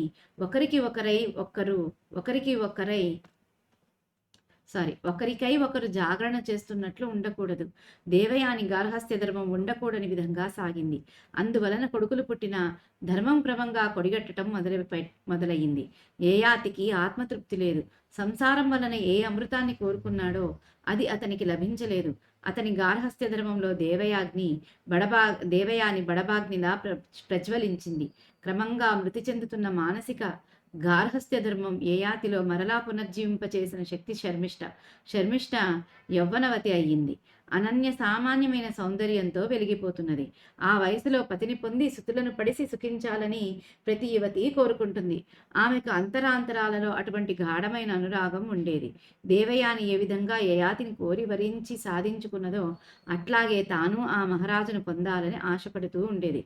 అదృష్టవశాత్తు ఒకనాడు యయాతి అశోకవన విహారానికి ఆ వైపు వచ్చాడు. ఒంటరిగా ఉన్న శర్మిష్టను చూశాడు. ఆమె యందు ప్రసన్న చిత్తుడయ్యాడు. ఆమె వినయ సంభ్రమాలతో రాజుకు నమస్కరించింది. తగిన సమయం దొరికిందని ఆ రాజుతో ఇలా మాట్లాడింది. ఇక గృహస్థ ధర్మము భార్యాభర్తల మధ్య అద్వైత ప్రణయ సిద్ధికి ఫలరూపంగా ఉండాలి, కానీ అహంకారాలతో అనంతమైన సంఘర్షణలకు యుద్ధరంగం కాకూడదట. ఒకరితో ఒకరు కలిసి అలా జారుతున్నట్లు ఉండాలి, కానీ ఒకరి కోసం ఒకరు జాగరణ చేస్తున్నట్లు ఉండకూడదు ఈ గృహస్థ ధర్మము. కానీ దేవయాని గృహస్థ ధర్మం ఉండకూడని రకంగా సాగిందట. దాంతో ఆమెకు కొడుకులు పుట్టినా కూడా ధర్మం ధర్మం క్రమంగా తగ్గటం మొదలైందట. ఇక యయాతికేమో ఆత్మతృప్తి లేదు. సంసారం నుంచి ఏ అమృతాన్ని అయితే కోరుకున్నాడో ఆయనకి దేవయాని నుంచి అది దొరకలేదనమాట. కాబట్టి ఈ గృహస్థ ధర్మంలో దేవయాగ్ని బడబాగ్నిలాగా రగిలిపోయింది. ఇక క్రమంగా ఇక చనిపోతున్నటువంటి మానసిక గృహస్థ ధర్మం యయాతిలో మనలా పునర్జీవింపజేసింది శర్మిష్ఠ. శర్మిష్ఠ యవ్వనవతి అవుతుంది. అయితే ఆవిడ యవ్వనవతి అవ్వంగానే అనన్య సామాన్యమైన సౌందర్యంతో వెలిగిపోతుంది. ఆ వయసులో ఆమె పతిని పొంది సుతులను పడిసి సుఖించాలని ప్రతి యువతి కోరుకుంటుంది. అలాగే ఆమె మనసులో కూడా ఎలాగ దేవయానికి యయాతి అంటే ఇష్టపడుతుందో అలాగే ఈమెకు కూడా యయాతి అంటే మనసు అనమాట. ఒకరోజు అదృష్టవశాత్తు అశోకవనం వైపు విహారానికి వస్తాడు యయాతి. అప్పుడు శర్మిష్ఠను చూస్తాడు. ఆమెను చూసి సంతోషపడతాడు. ఆమె కూడా వినయంతో సంతోషంతో ఆ రాజుకు నమస్కరిస్తుంది. తగిన సమయం దొరికింది కదా అనేసి యయాతితోటి ఇలా మాట్లాడుద్ది. నీల గళోపమాన కమనీయ గుణోన్నతి జెప్పజాలు నన్నేలిన దేవయానికి నరేశ్వర భర్తవుగాన నాకు నుంబోలగ భర్తనీవా ఇది భూనుత ధర్మపథంబు నిక్కువంబాలును దాసియున్సుతుడు నన్న వివాయని ధర్మముల్మహిన్. ఇక ఆ దేవయానిని పరిగ్రహించినప్పుడే ఆమెతో ఆరణంగా వచ్చిన నేను కూడా నీకు పరిగ్రహయోగ్యురాలినే కాబట్టి నీవు కరుణించి నన్ను కూడా నీ సతిగా స్వీకరించు అని ప్రార్థించింది. యయాతి శుక్రాచార్యుడు విధించిన నియమాన్ని పేర్కొంటూ ఆ మహాముని మాటలకు నేను అంగీకరించాను. ఇప్పుడు నేను అబద్ధం ఆడలేను అన్నాడు శర్మిష్ఠతో. అప్పుడు శర్మిష్ఠ ఒక ఆపద్ధర్మాన్ని జ్ఞాపకం చేసింది. ప్రాణం మీదకు వచ్చినప్పుడు, సర్వసంపద అపహరింపబడేటప్పుడు, విప్రవధ జరిగేటప్పుడు, వధూజన సంగమ సమయంలోనూ వివాహ సమయాలలోనూ అసత్యమాడినా ఆ దోషముండదని మునివచన ప్రమాణం ఉన్నది. నీవు వివాహ సమయంలో ఈ నియమానికి అంగీకరించావు కాబట్టి నీకు అసత్య దోషం కలగదు అని నచ్చచెప్పింది. యయాతి శర్మిష్ఠకు అనుకూలుడై ఆమె అభిమతాన్ని అంగీకరించాడు. అతని వలన ఆమెకు ఒక కొడుకు పుట్టాడు. దేవయానికి ఆ సంగతి తెలిసి శర్మిష్ఠ దగ్గరకు వచ్చి సంతాన లబ్ధికి కారణం అడిగింది. శర్మిష్ఠ ఒక మహాముని వరం వలన పుత్రుడు జన్మించాడని పేర్కొంది. దేవయాని నిజ నివాసానికి వెళ్ళిపోయింది. ఆ తర్వాత యయాతి శర్మిష్ఠ యందు అనురక్తుడై వ్యవహరించాడు. వారిద్దరికీ 3 కొడుకులు పుట్టారు. దృహ్యుడు, అనువు, పూరుడు అని వారి పేర్లు. ఒకనాడు ఆ 3 కొడుకులు కలిసి త్రేతాగ్నుల వలె ఆడుకుంటున్నారు. ఆ సమీపంలో యయాతి మహారాజు కూర్చున్నాడు. దేవయాని ఆ ప్రదేశానికి వచ్చింది. యయాతి ప్రతిరూపాలుగా ఉన్న ఆ కుమారులను చూచింది. వారెవ్వరని యయాతిని ప్రశ్నించింది. అతడు మాట్లాడలేదు. దేవయాని ఆ బిడ్డలను అడిగింది. శర్మిష్ఠ యయాతులు తమ తల్లిదండ్రులని చెప్పారు. తనకు తెలియకుండా యయాతి శర్మిష్ఠ వలన సంతానాన్ని పొందటం తెలుసుకుని కోపదుఃఖతాడితయై శుక్రాచార్యుని ఆశ్రమానికి హుటాహుటిగా బయలుదేరింది. తండ్రి పాదాల మీద పడి కొన్నీరు మున్నీరుగా ఏడ్చింది. యయాతి కూడా ఆమె వెంట శుక్రాచార్యుని ఆశ్రమానికి చేరుకున్నాడు. దేవయాని గద్గద కంఠంతో ఇచ్చిన మాటను తప్పి యయాతి శర్మిష్ఠ యందు 3 కొడుకులను పొందిన కథనంతా తండ్రికి వివరించి యయాతి తనకు తీరని అవమానం చేశాడని మొరపెట్టుకున్నది. శుక్రుడు యయాతి మాటను వినే ఓపికను కానీ తీరికను కానీ ప్రకటించలేదు. తనకు ప్రియమైన పుత్రికకు యవ్వన గర్భంతో రాగాంధుడై యయాతి అప్రియం చేశాడు కాబట్టి అతడు జరభార పీడితుడు కావాలని శపించాడు.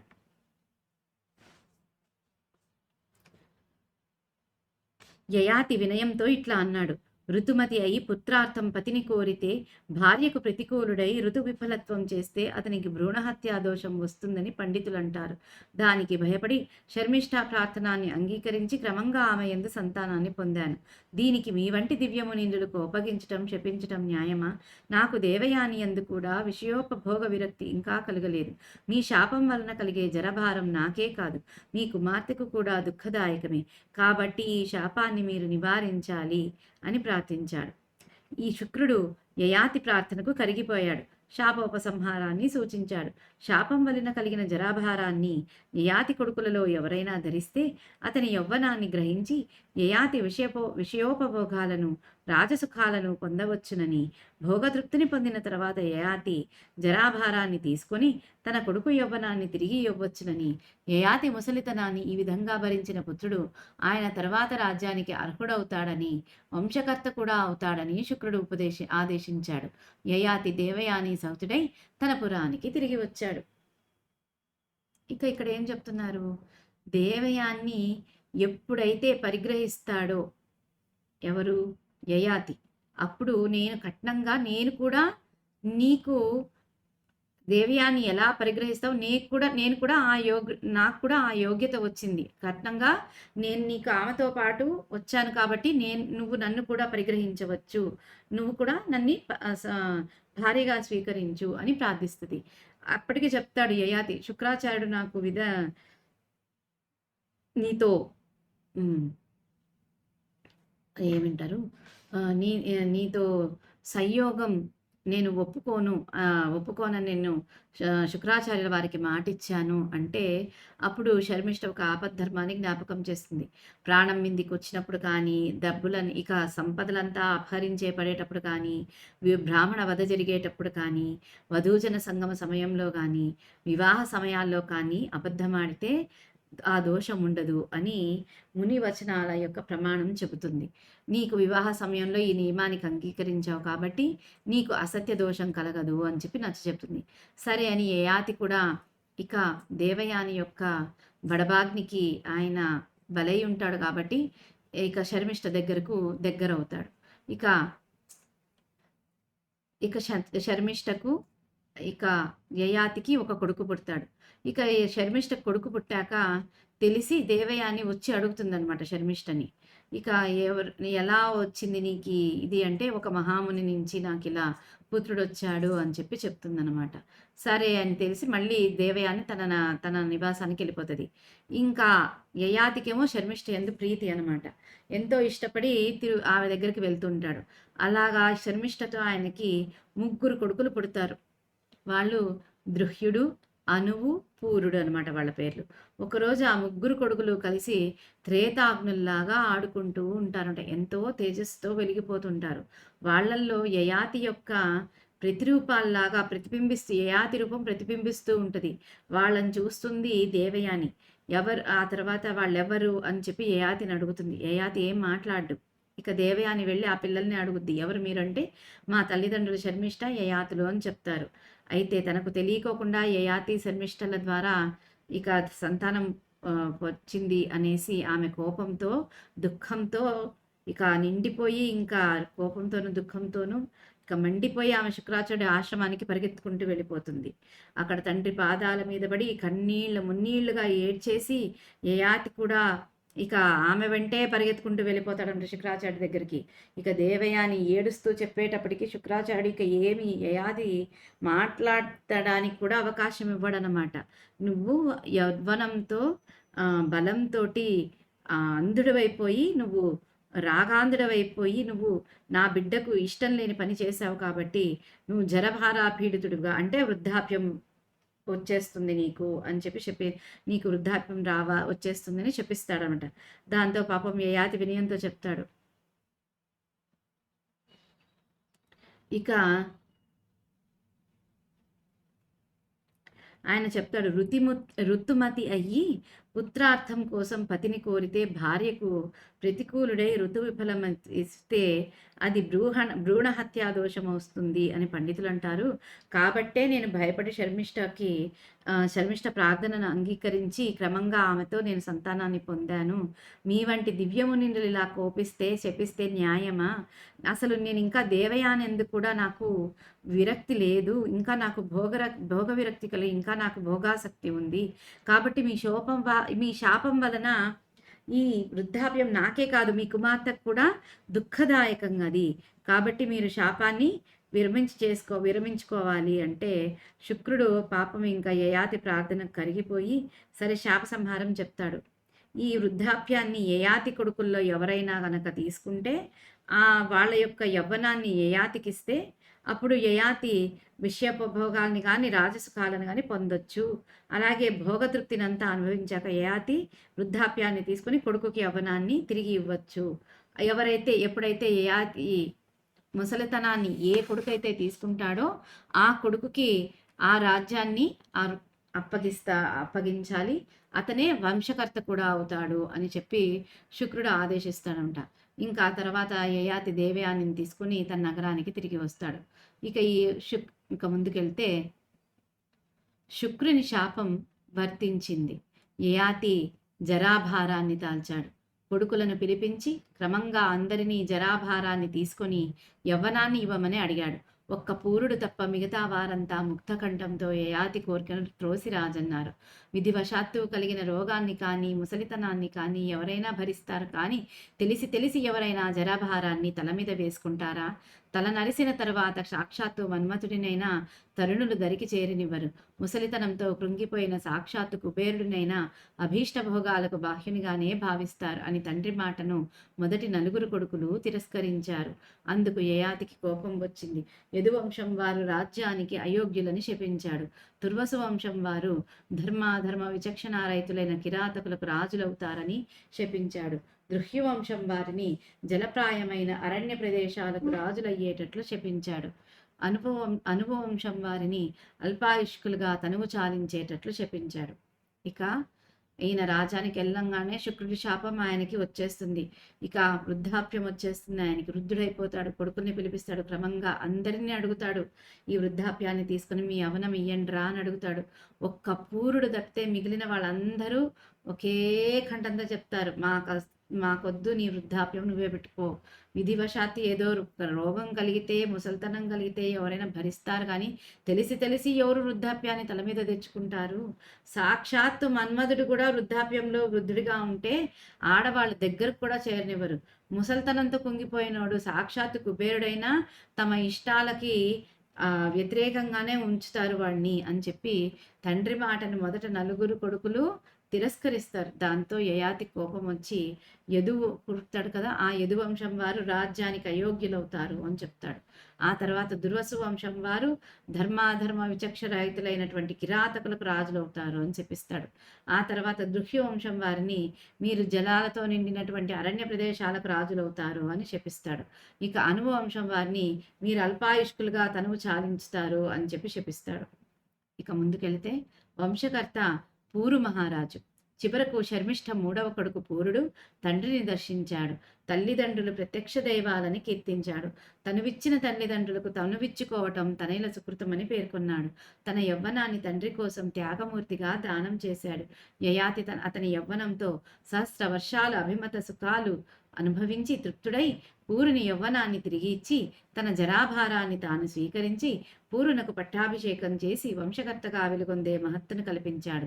పూరుని త్యాగమే యయాతి గార్హస్థ్య ధర్మానికి, గార్హస్థ్య ధర్మంలో ముఖ్యమైన పుత్రధర్మానికి, త్యాగగుణం వలన కలిగే అమృతత్వ సిద్ధికి మూల కారణమవుతున్నదని స్పష్టమవుతున్నది. ఇక్కడ ఏం చెప్తున్నారు? చివరకు శర్మిష్ఠ 3వ కొడుకైన పూరుడు తండ్రిని చూస్తాడు. తండ్రి దగ్గరకు వచ్చి తల్లిదండ్రులే ప్రత్యక్ష దైవాలు అని స్తుతిస్తాడు. ఆ తర్వాత తనకి ప్రాణం ఇచ్చిన శరీరాన్ని ఇచ్చిన తల్లిదండ్రులకి తన శరీరాన్ని ఇచ్చుకోవటం కొడుకుల యొక్క సుకృతము అని పేర్కొంటాడు.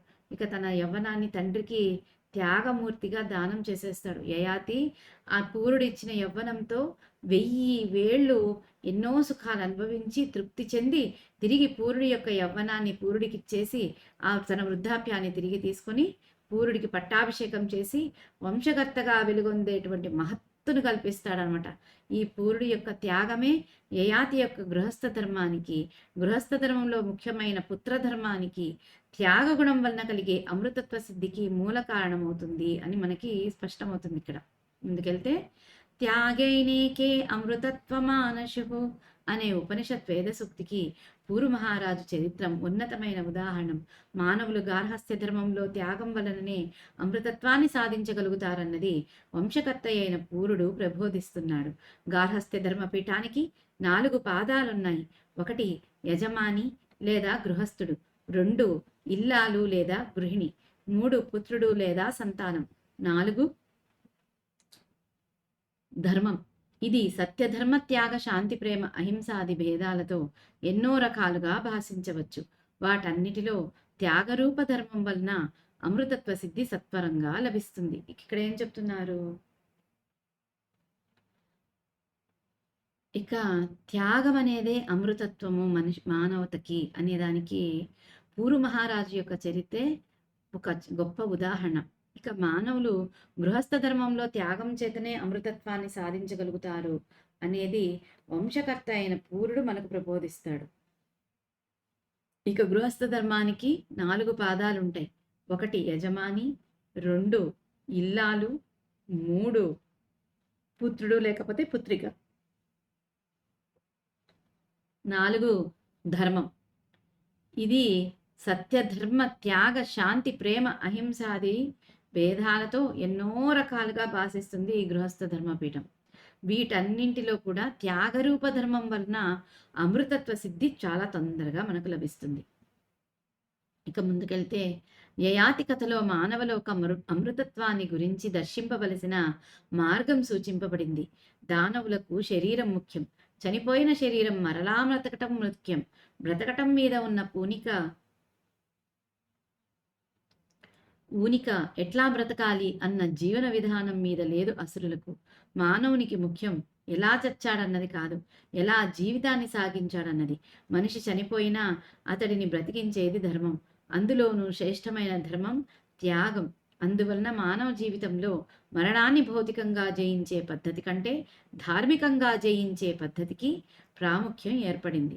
ఇంక ఇక్కడ యయాతి కథలో మనకేం చెప్తున్నారు? మానవలోకం అమృతత్వాన్ని గురించి మనకు చూపవలసిన మార్గం ఏదైతే అది యయాతి కథలో మనకు చూపిస్తున్నారు.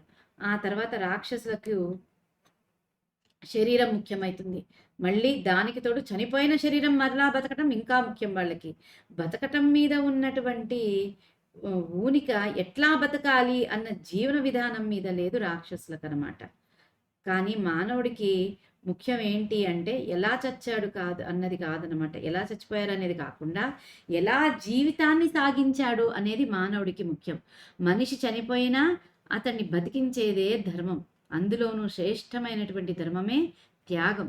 అందువలన మానవ జీవితంలో మరణాన్ని భౌతికంగా జయించే పద్ధతి కంటే ధార్మికంగా జయించే పద్ధతికి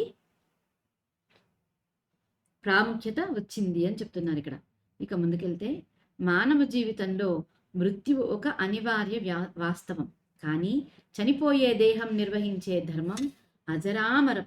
దానిని సాధించటమే మానవ జీవన గమ్యం. దేవయాని వివాహ ధర్మాన్ని భౌతిక ధర్మంగా గ్రహించింది. అందువలన ఆమె శరీర సుఖం భర్త ముసలితనంతో మృగ్యమయ్యే పరిస్థితి ఏర్పడింది. ఆమె తన గృహాన్ని అహంకారంతో కూలగొట్టుకున్నది, కోపంతో బుగ్గి చేసుకున్నది. ఆమెకు స్వార్థం తప్ప పరార్థం లేదు, పరమార్థం ఆమెకు తెలియదు. ఇటువంటి ప్రవృత్తి గల ఇల్లాలు గార్హస్థ్య ధర్మాన్ని చంపగలదు. ఇంకిక్కడ ఏం చెప్తున్నారు? మానవ జీవితంలో చావు అనేది ఇక దాన్ని ఆపలేము. కానీ చనిపోయే దేహము, ఈ శరీరం నిర్వహించేటువంటి ధర్మము అజరామరం. అజరామరం అంటే ఏంటి? దేహం అనిత్యమైన అశాశ్వతమైన కూడా ఈ దేహంతో చేసే ధర్మ కార్యక్రమాలు ఏదైతే ఉంటాయో అవి శాశ్వతం అన్నమాట. దానిని సాధించటమే మానవ జీవిత గమ్యం. దేవయాని వివాహ ధర్మాన్ని భౌతిక ధర్మంగా మాత్రమే గ్రహించింది. అందువలనే ఆమె శారీరక సుఖం భర్త ముసలితనం వచ్చేటువంటి పరిస్థితి తీసుకొచ్చింది ఆమె యొక్క గృహస్థ ధర్మం నుంచి. ఆమె తన గృహాన్ని అహంకారంతోనే కూలదగొట్టుకుందనమాట. కోపంతో పాడు చేసుకుంది. ఆమెకు స్వార్థం తక్క ఇక పరార్థం అనేది లేదు, పరమార్థం అంతకంటే తెలియదు. ఇలాంటి ప్రవృత్తి కల ఇల్లాలు ఏం చేస్తుంది? గృహస్థ ధర్మాన్ని చంపగలదు అని చెప్తున్నారు ఇక్కడ. ఈ రోజుటికి మహాభారతం స్వస్తి. నారాయణీయం తీసుకుంటారా? ఈ రోజు ఎవరు వస్తారు? తొందరగా బుక్ తీసుకొని రండి. త్రివేణి, నారాయణీయంలో ఈ రోజు వరాహస్వామి గురించి ఉన్న ఘట్టాన్ని, ఆ శ్లోకాన్ని చెప్పించండి. ఈ రోజు వరాహస్వామి యొక్క జయంతి అని చెప్పబడి ఉంది. Okay sir, okay. అవి మళ్ళీ నారాయణీయం నుంచి అర్థమైంది సార్, నేను చెప్పిస్తాను. ఆ అవతారం యొక్క విశేషాలు అర్థమైంది సార్. లక్ష్మి గారు చెప్పు. 9-10 చదివేనండి. 9-10 చదవండి. నేను చెప్పాక మళ్ళీ మీరు చదువుతారు. ఓకే, చదవండి. 9-10 చదవండి. మమ ఖలు బలిగేహే యాతనం జాతమాస్తాం ఇహ పునరబలానాం అగ్రతో నైవ కుర్వే ఇతి విహితమతి కిందేవ సంత్యజ్యయాంచాం దధికృతమహరస్త్వం చారుణాచోరణేన. బాగా చదివారు లక్ష్మి గారు. స్వామి, పూర్వము నేను బలిచక్రవర్తి దగ్గర యాచన చేసి తిని, అది అప్పటి మాట. కానీ ఇప్పుడు అబలలైన గోపికల ముందు మాత్రము చేయి చాపను అని నీవు నిర్ణయించుకుంటివేమో. అందువలననే కాబోలు యాచన అను లీలను మాని పాలు నేయి వెన్న అను వానితో పాటు గోపికల మనస్సులను కూడా దోచుకొంటకు దిగినట్లున్నావు. మనోహరమైన నీ చౌర్యలీలలు అత్యద్భుతములు కదా. ఇక చెప్తున్నారు ఇక్కడ నానబట్ట తిరువల స్వామి, ఇంతకు ముందు నువ్వేమనుకున్నావు, స్వామి ఏమనుకున్నాడట, ఇంతకు ముందేగా నేను బలిచక్రవర్తి దగ్గర యాచన చేశాను, అది అప్పటి మాట. కానీ ఇప్పుడు ఈ అబలలైన గోపికల ముందు మాత్రం నేను చెయ్యి చాచనంటే చాచను అనేసి నిర్ణయం తీసుకున్నావేమో. అందుకే యాచన అనే లీలను వదిలేసి, అడగాలి అనే లీలను వదిలేసి, పాలు నెయ్యి వెన్న అనే దాంతో పాటు గోపికల మనసులు కూడా దోచేసుకున్నావయ్యా. దానికే దిగావేమో నువ్వు అన్నట్లుగా మనోహరమైనటువంటి నీ చౌర్యలీలలు, అంటే దొంగ లీలలు అని చెప్పాలి. చౌర్యము అంటే దొంగతనం కదండి. ఆ లీలలు అత్యద్భుతాలు కదా అని అంటున్నాడు నారాయణభట్ట తిరువారు 10. తవదధికృత ఘోషే ఘోషయేషా జనానాం అభజత హృది రోషో నావకాశం న శోకః హృదయమపి ముషిత్వా హర్ష సింధౌన్యథాస్త్వం సమమశమయ రోగాన్వాత గేహాధినాథ. బాగా చదివారు లక్ష్మి గారు. ప్రభు, మధురమైన నీ బాల్యలీలలతో భాగముగా నీవు గోకులమున పాలు పెరుగు మొదలైన వానిని అపహరించుకుని పోవుచుండగా గోపికలెవ్వరికి నీపై కోపమే కలగలేదు. పైగా నీవు వారి మనస్సులనే దోచుకుని వారిని ఆనంద సముద్రమున నోలలాడించితివి. ఇక శోకములకును దుఃఖములకును తావెక్కడా. అట్టి గురువాయూరు పురనాథ శ్రీకృష్ణ, నా రోగములన్నిటినీ పోగొట్టుము. ఇక్కడ ఏం చెప్తున్నారు స్వామి, ఎంతో మధురమైనటువంటి నీ బాల్యలీలల్లో భాగంగా గోకులంలో పాలు పెరుగు వెన్న నెయ్యి అన్నీ నువ్వు దొంగతనం చేసుకొని పోతుంటే గోపికలు ఎవ్వరికి కూడా నీ మీద కోపం రాలేదయ్యా. ఎందుకంటే నువ్వు వాళ్ళ మనసులనే దోచేసుకుని వాళ్ళని ఆనంద సముద్రంలో ముంచేసావు. ఉట్టి ఆనందంలో కాదు, ఆనంద సముద్రంలో ముంచి ఓలలాడించేశావయ్యా. ఇక అలా నీ యొక్క నువ్విచ్చినటువంటి ఆనంద సముద్రంలో మునిగినటువంటి వాళ్ళకి ఇక శోకానికి కానీ దుఃఖానికి కానీ అక్కడ తావనేదే లేదు. అట్టి గురువాయూరు స్వామి శ్రీకృష్ణ, మారందరి రోగాలను పోగొట్టుము. ఇక ఈ రోజు త్రివేణి, ఈ రోజు మీరు చెప్పిన యయాతి కథకిని ఇప్పుడు ఆయన ప్రార్థన ఉందే, భట్టతిరిగారి ప్రార్థన. భట్టతిరిగారికి వచ్చిన రోగం గురుగారి దగ్గర నుంచి ఆ కీళ్ళవాతాన్ని ఆయన స్వీకరించడానికి సిమిలారిటీ ఉన్నది. దగ్గరున్న కథను గమనించినట్లయితే శ్రీమన్నారాయణీయం రచించినటువంటి నారాయణ భట్టతిరి గారు, ఆ రోగం ఎందుకు వచ్చింది ఆయనకి, గురువు గారికి ఉన్నటువంటి రోగాన్ని ఆయన స్వీకరించాడు. గురువుగారి దగ్గర ఉన్నటువంటి ఆ రోగాన్ని ఆయన స్వీకరించి ఈ భట్టతిరి యొక్క సాధన ద్వారా, భక్తి ద్వారా గురువాయూరప్ప యొక్క కరుణా కటాక్షాలకి ప్రాప్తం పొంది తిరుగు లేకుండా ఆయన రోగాన్ని తగ్గించుకోగలిగాడు. తిరిగి రోగాన్ని గురుగారికి ఇవ్వక్క లేకుండా ఆయన ఆ రోగాన్ని ఆయనగా ఆయన భక్తి చేత స్వయుక్తి చేత సాధనతోటి, తన సొంత సాధనతోటి ఆ రోగాన్ని పోగొట్టుకోగలిగాడు. యయాతి వృద్ధాప్యాన్ని పురుగుకి ఇచ్చాడు. పురుగు దగ్గర నుంచి మళ్ళీ తను తీసుకున్నాడు వృద్ధాప్యాన్ని. అక్కడ జరిగిన భారతంలో వచ్చిన ఓ సందర్భం చూడండి మనకి. తండ్రి దగ్గర ఉన్నటువంటి ఆ శాప కారణంగా లభించినటువంటి వృద్ధాప్యాన్ని కొడుకు స్వీకరించిన ఘట్టం మనకు కనపడింది.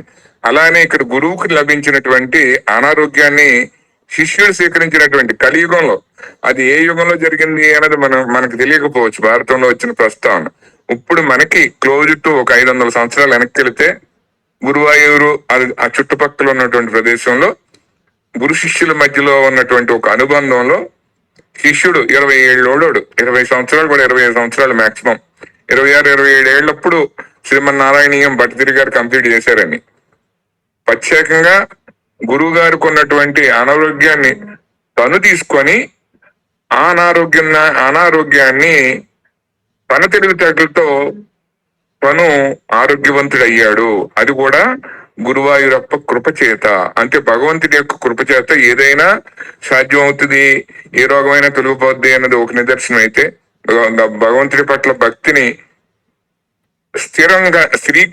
స్థిరీకరణ చేయడానికి ఈ సన్నివేశం ఉపయోగపడితే, ఒక గురువు నుంచి ఒక శిష్యుడు, గురు శిష్యుల మధ్యలో ఉన్నటువంటి బంధం ఎంత గట్టిగా ఉండాలి అంటే, గురువు బాధే శిష్యుడి బాధ కింద. గురువుని అంత గొప్పగా భావన చేసే అత్యుత్తమైనటువంటి గురు శిష్య బంధాన్ని ఇగో నారాయణీయము యొక్క సృష్టికర్త భట్టతిరి మనకి స్మరణీయుడు.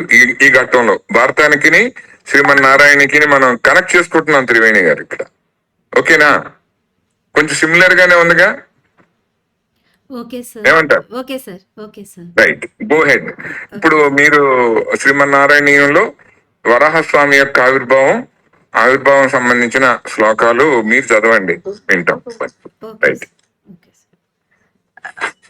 ఏమన్నా ఇంకొకళ్ళు పిలుస్తారండి, ఇద్దరం కలిసి చదవమా మొత్తం వరాహ అవతారం? ఇంకొకరు ఎవరైనా వస్తారా? ఎవరున్నారు చదవడానికి? ఎవరు లేరు?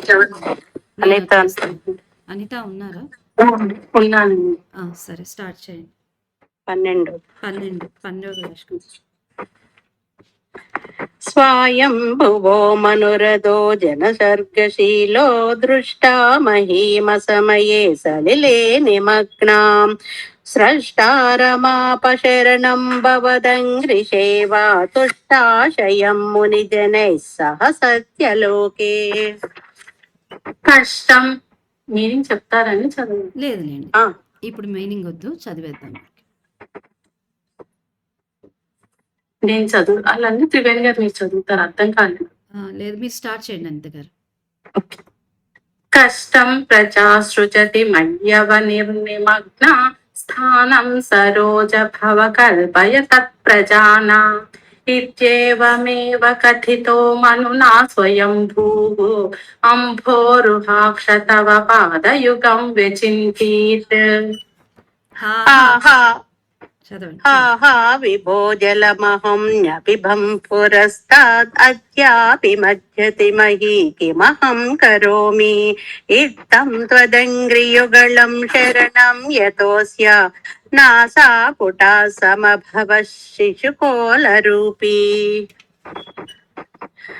నారాయణ నారాయణ నారాయణ నారాయణ నారాయణ నారాయణ నారాయణ నారాయణ నారాయణ నారాయణ నారాయణ నారాయణ నారాయణ నారాయణ నారాయణ నారాయణ.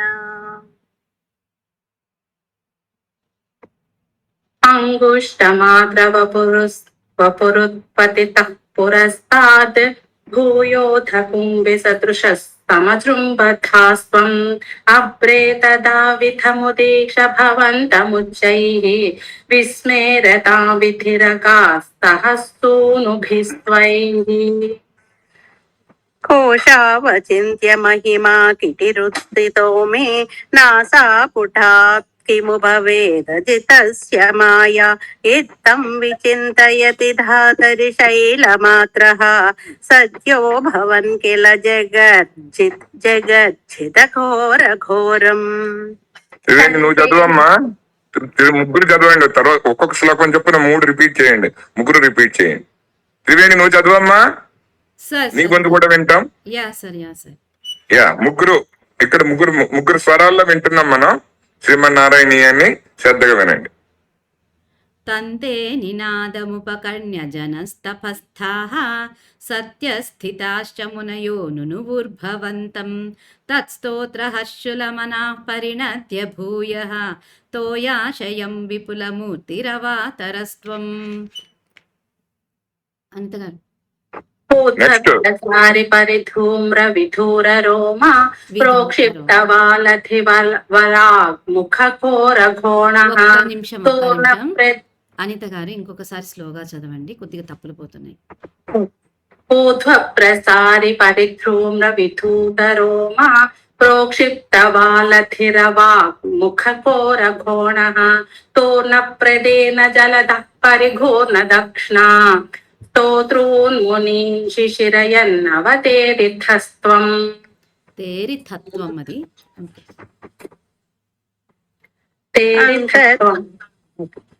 అంతర్జలం తదను సంకులనక్రచక్రం భ్రామ్యత్తిమంగళకులం కలిశోర్మిమూలం ఆవిశ్య భీషణరవేణ రసాతలస్థాన్ ఆకంపయన్ వసుమతి మగవేషయస్త్వం.